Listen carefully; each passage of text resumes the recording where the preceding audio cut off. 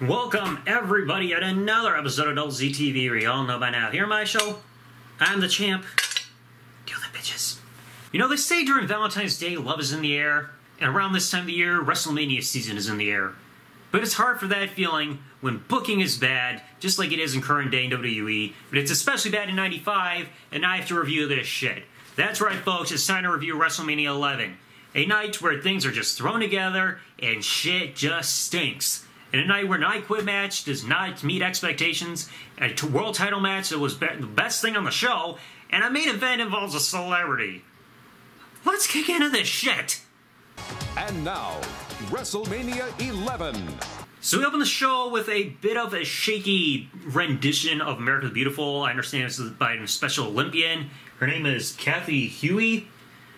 Could have been better. I think they had somebody else advertised for that, but it's just whatever. You can forget about that whole presentation with America the Beautiful, because we got some shit to really start off with. The Allied Powers versus the Blue Brothers. Now, the Allied Powers were formed together. At this point, Lex Luger's push was way gone from being the top guy, because he failed to get over the crowd. People care more about Bret. So now he's in this tag team match with the British Bulldog as part of the Allied Powers against the Blue Brothers with Uncle Zebekiah, or as current day fans might remember him, Zeb Coulter! Ah! But the big problem here that you see in this match is, besides the sloppiness and everything, the commentators don't know which Blue Brother is which. We'll just call one of them Blue Balls and the other one Blue Cheese. Well, right. But it's like, early on you see a double power slam spot that's just sloppy, both like almost land on each other. Lex accidentally hit Bulldog with the leg of one of the Blue Brothers. Again, I can't say which name because nobody knows which one is which. There was one spot where he had a small package behind the referee's back, but the referee was focused on Lex. Huge sloppy landing from a sidewalk slam, which is just embarrassing. Towards the end, Lex Luger got in the match, got a forearm on one of the Blue Boys. Maybe he's a Smurf, that's why he's blue. Uncle Zebekiah gets knocked off the apron. You see a double team sunset flip as the Allied Powers get the win for this tag team match. D-U-D, dead. This match happened just to kill time. I don't recall there being any story for this. There was no story being told whatsoever. It didn't click. Shit was sloppy. Why did this happen? It was all a bad way to start WrestleMania. That's for damn sure. And of course, Uncle Zebekiah's got to get an interview in the dark. I can barely hear you. I can't see ya. Match number 2 for the Intercontinental Championship. You got defending champion Jeff Jarrett against the challenger Razor Ramon. Now, Jeff Jarrett won the championship after a restart back at Royal Rumble because Razor Ramon got counted out. So eventually he won the championship. They have this rematch. Their match at Royal Rumble 95 was honestly better than this. There's some mic skills originally with the original broadcast. 1, 2, 3 Kid trying to cut a promo, everything, getting ready for the match. You have photographers getting in the way of Razor Ramon getting into the entranceway, because that was something you saw a lot of. All the photographers just surrounding the ringside. You might as well just made every match a lumberjack match, because you always had people surrounding the ring for all this shit. Problem is, photographers ain't gonna catch shit. You even had a pre-match assault that happened, and then afterwards, the pyro pose after the bell already rang. It's like, yeah, match has started. Pose, pyro.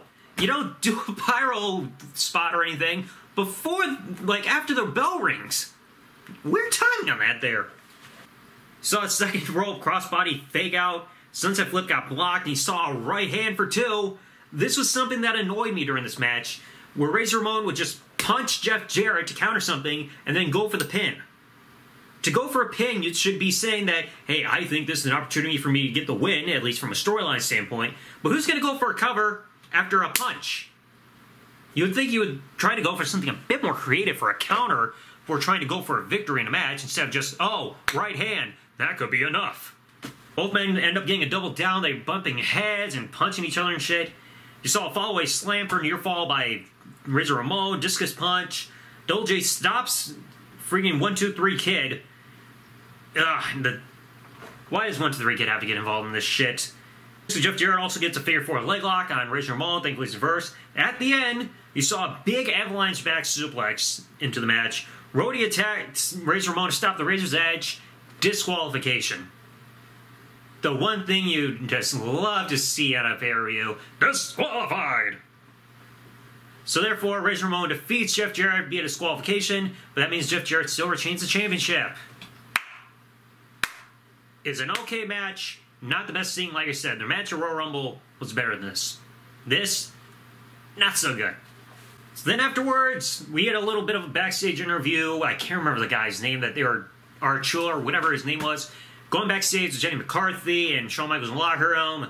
What the fuck ever? Match number 3. The 4th match of The Undertaker's WrestleMania history against King Kong Bundy. Undertaker had been feuding with Ted DiBiase's corporation group, $1 Million Corporation, for a little while. Eventually they'd have stuff involving the urn and all that stuff. This match was just happening. There's even a reference to Bundy's WrestleMania win from WrestleMania 1, which is like, great, but they freaking exaggerated the time. It was not 9 seconds. It was over 20 seconds. Somebody can watch the stopwatch and say, yeah, they got the time wrong. It was also this time where Undertaker was mentioned by Vince McMahon on commentary that Undertaker is undefeated at WrestleMania. 3-0 going into this pay-per-view so far. This was about to be his 4th win. Honestly, this match was just bad. There was just a bunch of strikes and clubs. Like, Undertaker couldn't really do much with King Kong Bundy because of how big he was. Just like we saw 2 years prior, WrestleMania 9 against Giant Gonzalez. Just strikes and strikes and strikes. Eventually, Undertaker gets the urn back from DiBiase, gives it to Bearer, but Kama Mustafa comes along, attacks Bearer, takes the urn, and hightails it with it. Next time we see it, it would be a nice gold chain necklace. Bling bling, motherfucker! But at the end, it was just a weak finish. Like, Undertaker avoids the corner splash / avalanche by Bundy. Scoop slam onto Bundy was like the only redeeming thing he did. And that flying front flip clothesline is all it took to defeat Bundy. For Undertaker to go 4-0 at WrestleMania. Honestly, I think he could have done a choke slam instead. That would have been a far better finish instead of just that random move. It's like clothesline, pin, all that's it. Really flat finish. It just did not click. Like, Jesus Christ, if I want something that clicks, TV remote. That's all you need to make something click. This didn't work. Alright, you had Nicholas Turturro going outside, checking out Pam Anderson, her dressing room and everything. You also saw Mongo in there. Never mind that shit. Here comes Mongo. We also saw a bit of a backstage segment between Bob Backlund and Jonathan Taylor Thomas, or you remember him as Randy Taylor, the middle child, from Home Improvement, playing chess. And Backlund getting all pissed at him and asking him questions like test his knowledge and everything. It's like, come on, Mr. Backlund, don't intimidate a child. You're a lot smarter than you think. Alright, match number 4. The Tag Team Championship match. The Smoking Guns defending the Tag Team titles against Owen, Hart, and a mystery partner going into this. Who was the mystery partner? The alright big Yokozuna Banzai! So this was like the first time, to my knowledge, that Yokozuna had been seen on TV since losing the casket match at Survivor Series 94 against The Undertaker. He's back, and he's bigger than ever, because Yokozuna just could not lose weight. That's what happens when food overpowers you, folks. So what's some of the notable things? You had Smoking Guns working on Owen's arm. You had got a nice back suplex neckbreaker combo on Owen. That's what I kind of like when you see 2 different moves or whatever being used in tag team over instead of both men just doing the exact same tag team move. Oh, it's a double spine buster, double suplex, double DDT. I like that innovation right there. Spinning sidewalk slam and leg drop combo, which I believe was the Smoking Guns finisher on Owen. It was like, what, the Gunslinger or a Sidewinder or something like that. But it was a referee count for 2 just because Yokozuna distracted the referee and all that shit. Owen tries to go for a missile dropkick. Billy gets out of the way and Yokozuna takes the hit. Explosion. Towards the finish, Owen low bridges Bart. You got a big belly and Banzai drop combo on a Billy. Owen drags Billy out of the corner after getting the tag and just simply covers him for the win because Owen's got to get that honor. Therefore, in the end, Smoking Guns lose the tag team championships to Owen and Yokozuna. It was a blah match. Nobody's really going to remember this. Nothing too special or memorable with spots and matches and everything. Still some nice work by the Guns, but the match finished, didn't really feel like it clicked. Match number 5. Jesus Christ, here we go. The first ever I Quit match in WWE history. Bret Hart versus Mr. Bob Backlund. Now, these two have been feuding since the year prior. They had an amazing throw in the towel submission match of Survivor Series. Now it is time for an I Quit match here. We all know how I Quit matches go. The only way to win is make your opponent say the words, I quit. So, of course, the special guest referee for this match was Mr. Roddy Piper. And honestly, he does not make this match much better. Here's what we got throughout this match. Bob Backlund avoided the sharpshooter twice, did not give up in the figure 4 leg lock. Piper repeatedly asking Backlund if he gives up on a leg wrench. goes to Bret, like, Backlund, what do you say? He just stops, he's like, Bret, do you give up? No. Made the crowd laugh. Started to make the crowd get invested when you had a bit of a comedy thing there. That's how you really get people to lose their, like, focus and disbelief in a match. They go from something serious to being like, oh, ha, ha. Let's see, Piper was really getting annoying. After every single move, which was just like a bunch of freaking submission holds just swapping over and over and over, Piper's constantly in the face. What do you say? What do I say? Get the microphone out of this guy's hand. That's annoying as fuck. At the end, Bret gets thrown into the post, avoids the crossface chicken wing, reverses it, and puts the Owen submission hold on Bob Backlund himself. And while Backlund was probably legitimately getting choked, what do you say? Yeah. So without even saying I quit, he still loses the match. Honestly, I believe Bret said this is the worst match he's ever had, and he's right. Because when you compare the match that they had at Survivor Series 94, it's night and day. Survivor Series 94, awesome. This match, awful. It's like there was no flow or anything connecting. It was just slap submission hold. What do you say? Submission hold. What do you say? Like when you see an I Quit match, you're putting somebody in a serious predicament where they would actually want to give up or at least build to something, but you're not building someone who's just submission hold, submission hold, submission hold, submission hold, Piper screaming, having an orgasm. Christ almighty, this match blew chunks. Even JR with post-match, he told Backlund, you said, I quit. No, he didn't! Did you not listen? It was gibberish! Unless JR is like freaking fluent in gibberish or anything where he can translate that. Like when Lana translated Rusev saying, he quits! Back in 2015, you don't know if he said it. Match number 6 for the WWF Championship. The champion Diesel defending the championship against number 1 contender and former best friend, the Heartbreak Kid Shawn Michaels. Diesel had been champion since a few days after Survivor Series when he won the match in 8 seconds at Madison Square Garden from Mr. Bob Backlund, and Shawn gets the title match for winning the Royal Rumble, last eliminating the British Bulldog. So they're going through this whole build. They're former best friends and everything, former tag team champions. Shawn even cut a promo at the Wrestlemania press conference, everything. Came with my favorite quote saying, I will give you a show like you have never, ever seen before. Why? Because I can. Pretty much one of Shawn's most iconic quotes. Shawn comes down to the ring with Jenny McCarthy over on his shoulder and Pam Anderson with Diesel on his arm, which was weird because the whole stipulation was whoever wins the Royal Rumble is going to get walked to the ring with Pam Anderson, who everybody was freaking coming all over, like, leading into the show. Baywatch! Early on, you see Shawn charging at Diesel, gets backdrop for his shovels. Shawn even gets tossed all the way up to the outside and shoves the photographer out of the way. Because again, why the photographer is getting in the fucking way? I can understand doing the main event, but why every other match? You're not lumberjacks! Do we have to be reminded about what happens to a camera guy that gets in the way for 2 years later and inside Hell in a Cell? Well, there's your reminder right there. You saw the sunset flip attempt get blocked and everything. Shawn gets crotched and start bouncing around the top ropes. You know, that kind of spot we saw at SummerSlam 2005 later on against Hogan. Diesel ends up missing with a knee, gets dumped to the outside, and here comes Shawn with that big dive on the top rope. Ha-ha, amazing! Or should I say, what a maneuver! But it was later on in this match where you know the crowd was getting out of it because they started chanting for Sid, who was not even really involved as a main participant in the match. Of course, one of the other nice spots that we see, Shawn Michaels getting an elbow drop right to Diesel's lower back. Although you might not want to target his back a few months later at SummerSlam anyway. Shawn gets a sleeper hold on Diesel. Diesel manages to survive it. Tosses Shawn to the corner, clotheslines, snake eyes, and a big hip attack on the ropes. Not a bad sequence. But eventually Shawn gets a super kick. Like, only for a near fall, sadly. Near fall-ish. Crowd ain't happy about that. Nah, the crowd is loving Shawn for this one. Sid takes off the top turnbuckle. Shawn tries to go for a dive, gets caught into a sidewalk slam. Nice little catch there. Now this is the part where the finish kind of gets botchy. Shawn gets slingshots right. It's supposed to hit the top turnbuckle area that got exposed, but instead hits the middle.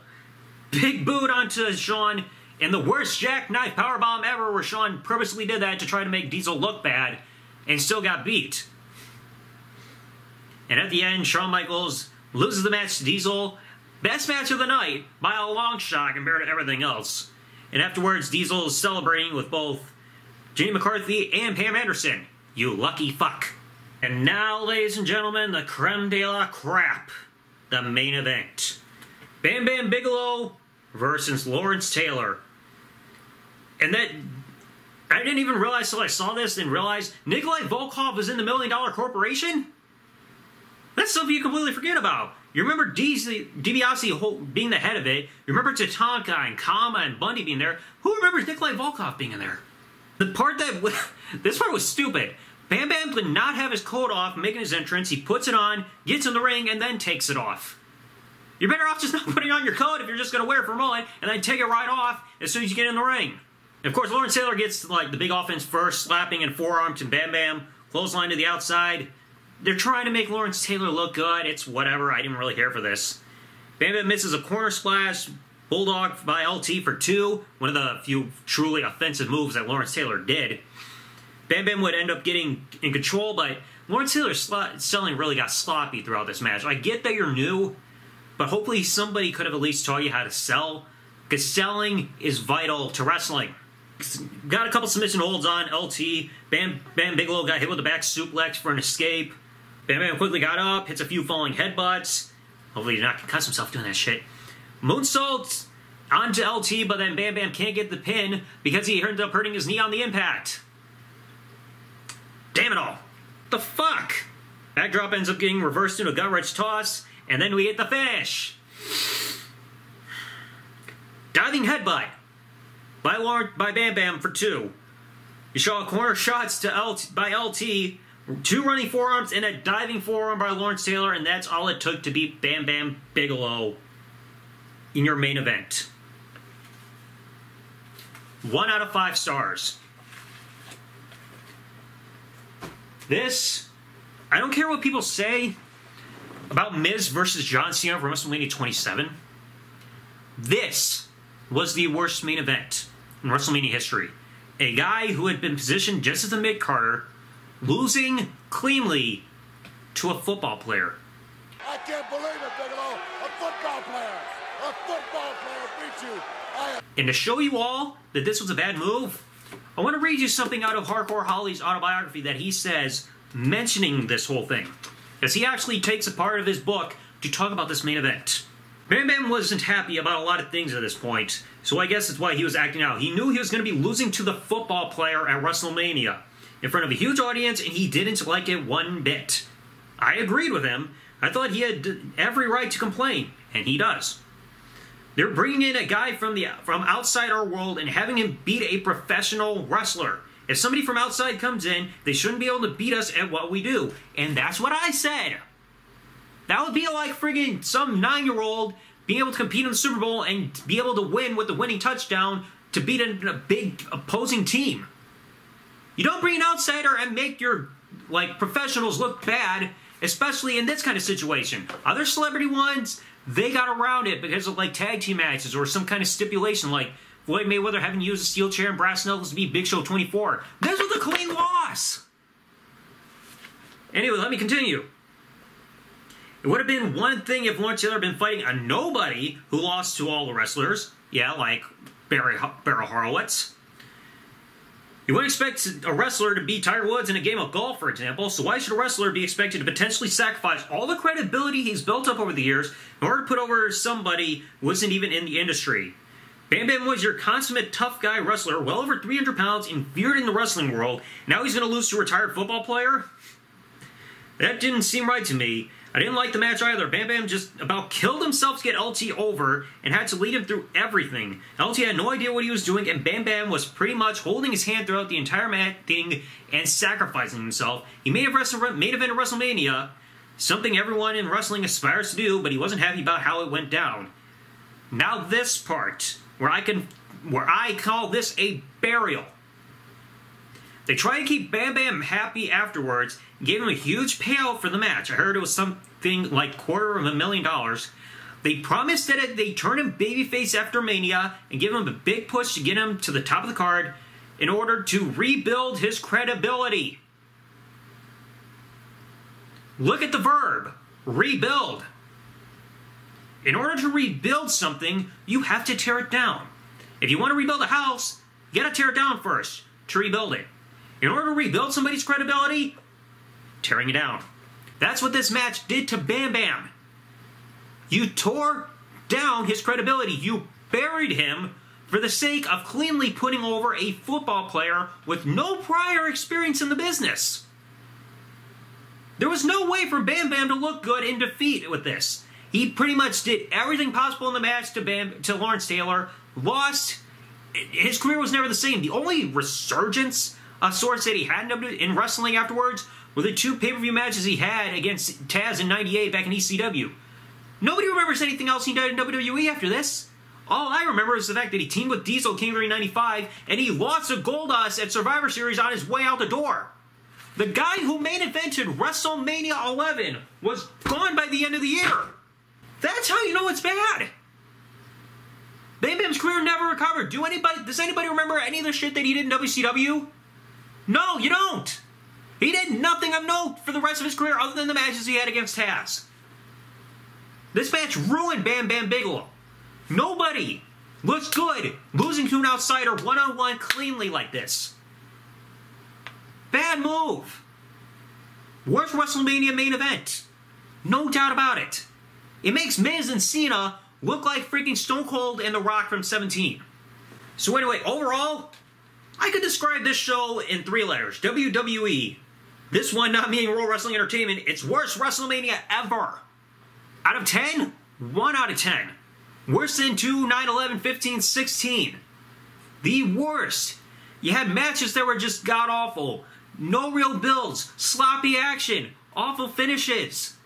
This show was during the worst time in the business where nobody cared. Booking was god-awful. And WCW hadn't even been up the ranks yet. And yet people are probably getting ready for that as soon as some names were going there. Like Hogan and Savage and all that shit.